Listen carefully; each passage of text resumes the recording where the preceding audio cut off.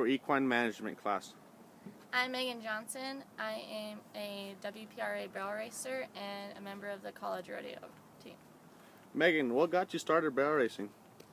I started barrel racing when I was about 6 years old. I did the local Gymkhana series in Deming, New Mexico on an old ranch horse and just fell in love with the sport and then just went on from there training my own horses.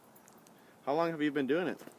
I've been doing it since I was about 6 years old, but for a couple of years when I was about 7 I started jumping horses and doing dressage, and I went to that for about 2 years and then I came back to rodeo and I've been rodeoing ever since I was 9 again. How many barrel horses do you compete on? I compete on currently right now 3 different horses. I recently retired an old barrel horse of mine. She's now bred to Sherry Survey's horse. But right now I have Nellie. She is a 2002, I believe, AQHA mare. And she is my rodeo mare right now that I compete on professionally and on the college rodeo level.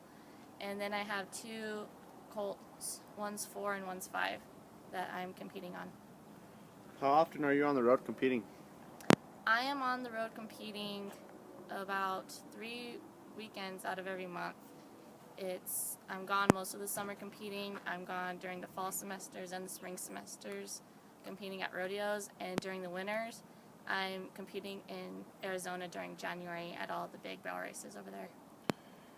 How do you manage school and your business? It takes a lot of time management. I go to school during the day and I try to get out of classes early enough to where I can practice during the warm part of the day or when there's still sunlight. And I get my homework done before I go to a rodeo, and I keep a schedule and I keep an agenda of what I have to do. Have you ever hurt yourself in the sport? Yeah, I've been reared over on a couple times. I currently am having to go to physical therapy 3 times a week for a back injury that I got barrel racing, just training horses. And so I get hurt, and when you hit a barrel, it's really painful. I bet. How expensive is it to barrel race?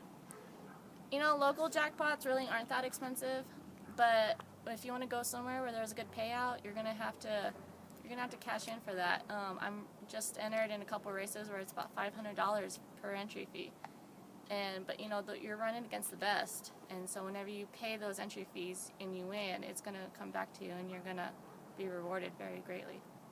Would you rather buy your barrel horses or train them yourself?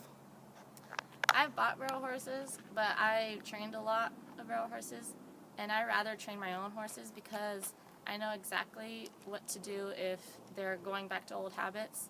I know how to get them out of that. I know how they work, I know how they think, and I know how they move from the very beginning. What advice would you have for someone new coming in the sport?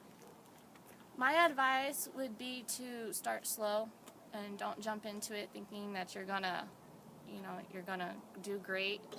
You gotta start off small, make small goals and work towards those small goals, and that way you don't get yourself down and you get into slumps. In your experience, what has been your favorite moment?